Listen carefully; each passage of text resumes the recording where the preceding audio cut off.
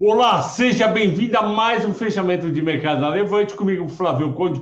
Hoje é sexta-feira e graças a Deus é o fim de semana e também graças a Deus o mercado subiu 2,30 e o fechamento de mercado de hoje é dedicado ao Felipe Bevilacqua, que foi quem me contatou, um dos fundadores da Levante, junto com o Rafael, e ele está lançando o fundo do estrategista na Levante. É o primeiro fundo da Levante. Se você quiser mais informações sobre ele, entre no site levanteideias.com.br, levanteideias.com.br, e saiba mais sobre esse super fundo que ele está lançando e vai ser o gestor. Bom, o Ibovespa começou o dia levemente em queda e em seguida já engatou uma alta, foi subindo por na verdade, quatro motivos. Primeiro motivo, o petróleo em alta 3%. Segundo motivo, minério em alta 5%. Terceiro motivo, Bolsa Americana em alta, subiu quase 2%. O Nasdaq subiu 0,20% o Dow Jones. E o quarto motivo é que investidores olharam para as cotações de ontem e falaram, não faz sentido, no curto prazo, pelo menos, não faz sentido ter caído tanto. E foram as compras. Ontem tinha caído 3,3 bi, hoje subiu 2,30, está devendo 1, só que o volume foi muito bom. 107 bi, ontem tinha sido 100 bi. E o volume de 107 bi sugere realmente que muito investidor falou, eu vou colocar mais dinheiro, eu vou tirar dinheiro da renda fixa e vou aproveitar essa barganha. Bom, esses foram os motivos. E lembrando que os Estados Unidos está nessa mini euforia de 2 dias, o Nasdaq subiu em 2 dias quase 10%, porque o índice de preço ao consumidor, o IPCA deles, que é chamado de CPI, subiu apenas 0,40 no mês de outubro, quando esperado era 0,60.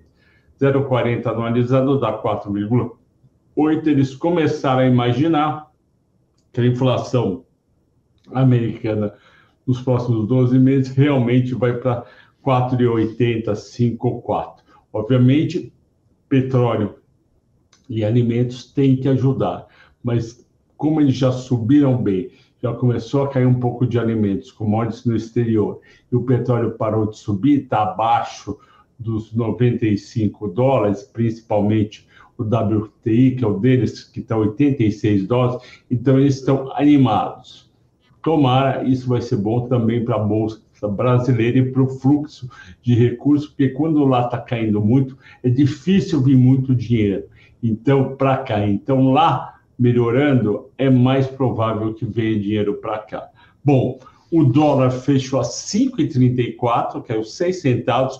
Ontem tinha ido para 5,40, foi um absurdo, foi de 5,18 para 5,40, com medo do PT, do governo Lula 3, adotar realmente um déficit fiscal de 175 bilhões todo ano, porque lembrando, o combinado era, o próximo ano pode gastar bastante porque o orçamento está bagunçado, está difícil, mas a partir de 24, 25, 26, aí você tem que dar uma equilibrada e a gente quer, se tiver baixinho, na casa dos 50 bilhões a 100 bilhões. Bom, na parte das ações, um monte de notícia positiva e de cotação. A Vale subiu 10,40, 82,30. Eu sempre falei que Vale abaixo de 70 era para comprar, chegou a 63% há 3 semanas atrás. Quem foi nessa se deu bem. E qual que é o motivo que a Vale subiu, a CSN subiu, o Zena subiu? A China abrandou bastante os lockdowns de ontem para hoje, prometeu abrandar mais nas próximas semanas.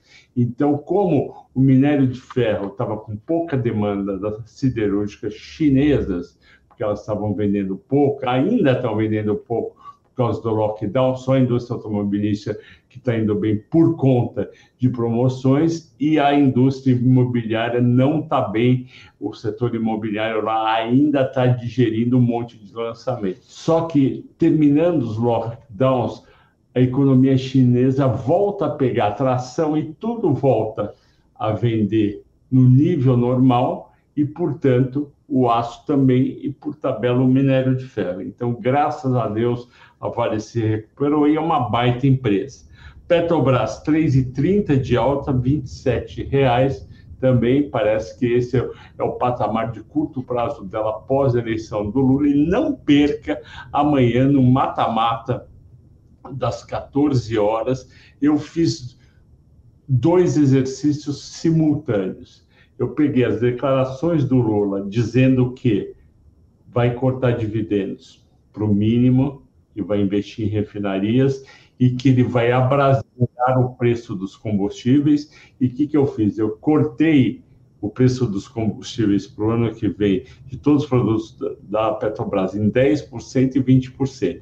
Vi o impacto na receita, EBITDA, lucro líquido e dividendos. E aí, o que eu fiz? Eu fui num modelo de precificação muito conhecido nos Estados Unidos e aqui também, que é o modelo de Gordon, de dividendos, e calculei quanto seria o valor justo da Petrobras se, em 2023, eles cortarem o preço de todos os produtos em 10% ou 20% e reduzir o payout. O payout é quanto que distribui do lucro dela. A Petrobras está distribuindo 90% do lucro. Por quê? Porque não está endividada, o endividamento é baixo, o EBITDA é alto e não precisa de dinheiro. Então, está distribuindo 90%. Se realmente cortarem a distribuição para 25%, 35% ou 45% do lucro, eu fiz esses 3 cenários, juntei com os preços e deu um range de preços bem legal que ela poderia ir para o ano que vem. Petrobras me preocupa muito para 2023.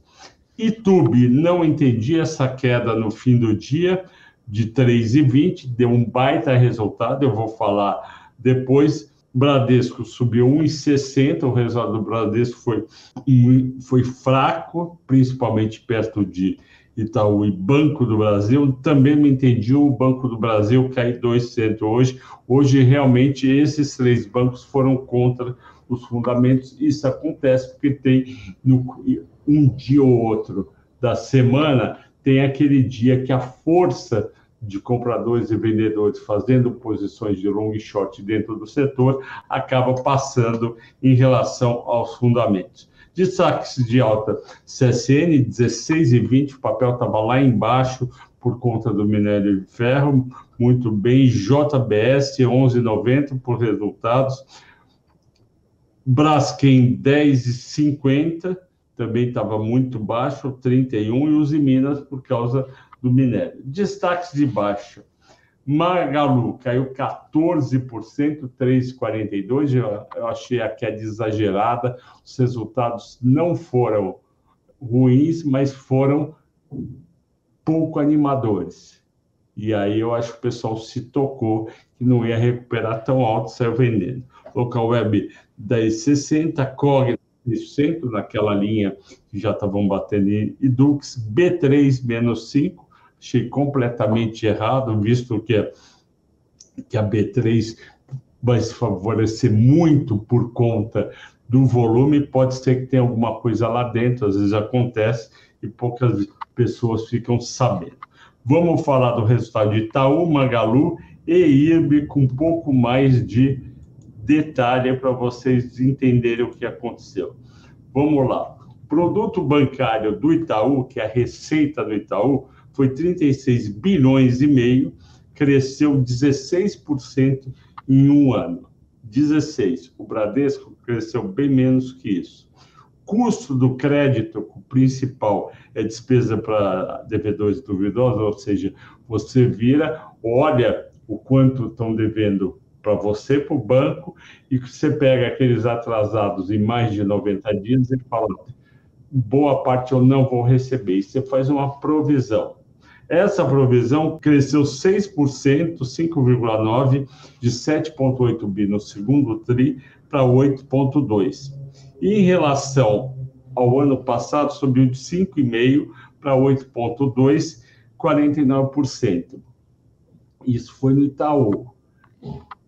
Já estava dentro do esperado. No caso do Bradesco, a provisão cresceu muito mais do que esperado, cresceu 116% do ano passado para esse ano. Foi isso que derrubou Bradesco. Continuando, o lucro líquido do Itaú ficou em 8 bi e 100, um crescimento de 19% em relação ao ano passado e 5,2% em relação ao último trimestre. Foi um baita de um crescimento. Só que no caso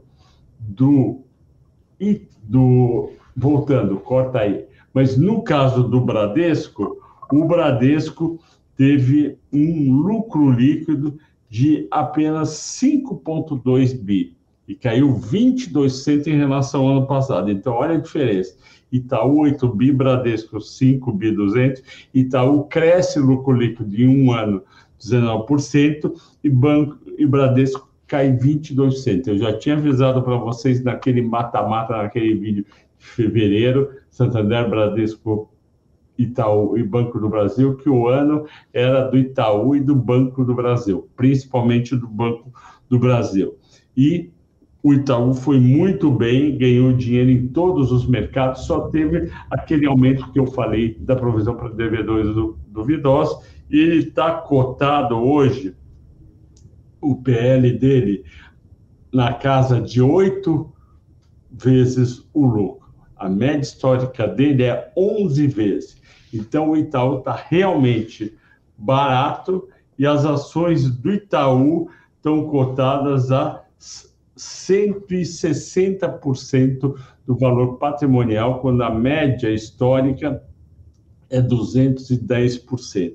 E o ROE do Itaú melhorou, foi para 19%, o ROE do Bradesco caiu, foi para 13,6%. Então, Itaú e Banco do Brasil é realmente para manter, mesmo com 1 ou 2 dias que não vá tão bem a cotação, mas a gente compra aqui ações para o longo prazo, e olhando os resultados. Se os resultados continuam bons, continuam fortes, a gente continua encomendando. O resultado passou a ficar ruim, não vai melhorar, se a gente tiver na carteira, a gente tira. Vamos falar de Magalu agora, que foi a segunda escolhida. O que aconteceu com a Magalu? O que aconteceu com a Magalu foi o seguinte, o resultado dela não teve quase crescimento em relação ao segundo TRI desse ano. Então, ela teve uma receita de 8.800 no terceiro TRI, no segundo TRI era 8.200. Ela teve 2.400, ela teve 496 de EBITDA, tinha tido 470, muito parecido. E ela piorou o prejuízo de 135 para 136 milhões. Então, por que ela cresce receita e cresce um pouco EBITDA e o lucro líquido dela cai? Porque ela teve uma despesa financeira, um resultado financeiro de 550 milhões negativos. Há 2 anos atrás, ela tinha caixa sobrando e ela tinha receita financeira. Agora ela tem despesa financeira porque ela simplesmente tem mais dívida do que caixa. Ela tem 1 bilhão e 60 milhões no caixa e ela deve 4.800. Ela fez várias aquisições, mas tinha caixa para pagar, e depois, isso foi em 21, em 22 o cenário piorou, a partir do quarto trimestre de 21, ela começou a ter que gastar dinheiro no capital de giro. O capital de giro nas empresas de varejo é muito forte, porque você compra, paga e você não vende no dia seguinte o que você comprou. Então, você está sempre investindo dinheiro no capital de giro, principalmente quando você não está vendendo o que você gostaria de estar vendendo. E, pelos meus cálculos, eles precisavam vender pelo menos 10 a 10 bilhões e meio por trimestre para conseguir voltar numa lucratividade bacana. E a cotação refletiu isso. Ela é uma empresa que continua, o PL dela nem dá para falar, porque ela está sem, a Magalu está sem lucro líquido, mas dá para falar do EV/EBITDA. O EV/EBITDA dela está em 16,8 vezes. É um EV/EBITDA ainda um pouco alto, as varejistas têm EV/EBITDA em torno de 14. A gente não pode esquecer que quando ela bateu R$ 20, ela negociava a EV/EBITDA na casa dos 28, 30 vezes. E a gente alertava que estava muito caro. Agora eu vou falar de IRB. Só para terminar, Magalu, o pessoal tem expectativas, analistas e investidores, para Black Friday e para o Natal. Vai aumentar a venda? Vai aumentar a venda. O problema, vamos ver margem. Vamos ver se é o suficiente para aumentar e vamos ver quanto vai aumentar vendas. Infelizmente, a gente só vai ter esse resultado em março do ano que vem. Eu gostaria que saísse 15 dias depois. Vamos ver agora o IRB. O IRB, eu nunca recomendei, falo pouco dele, mas tem gente que me acompanha aqui no canal e gosta. E eu fui ver os resultados, e os resultados tiveram ligeira melhora em relação ao segundo trimestre. Olha só como piorou no segundo e agora melhorou um pouquinho. No primeiro trimestre, o IRB ganhou 80 milhões de reais. No segundo trimestre, perdeu 373, agora perdeu 298. Então, é complicado os investidores ficarem numa empresa que durante 2 trimestres seguidos tem prejuízo, um prejuízo razoável. E ela continua perdendo bastante dinheiro em crédito rural. A sinistralidade dela está na casa dos 90%, se você pegar Porto Seguro, deve ser na casa dos 70 e poucos. O que eu fico pensando é o seguinte: essa área de resseguros, porque eles compram seguros de outras seguradoras, como foi aceitar uma carteira de rural tão ruim que dá tanto prejuízo? Então, a gente fica preocupado. Infelizmente, IRB, por enquanto, é um caso tal qual o Oi, que não tem solução, pelo menos de curto prazo. Vai precisar ter uma carteira muito melhor. É óbvio que o IRB é um caso menos complicado do que o Oi, porque a Oi é um negócio de investimentos de bilhões. Aqui é um negócio de compra e venda de seguros, então precisa melhorar isso daí. E continuamos, obviamente, não recomendando. Pessoal, agradeço a todos por acompanhar. Comentem aqui embaixo, vocês que gostam do que eu faço. Escrevam para o atendimento @levante.com.br falando: olha, eu gosto muito tanto do mata-mata como do fechamento, blá, blá, blá, blá, blá, blá. Ok? Bom fim de semana a todos e bons descansos.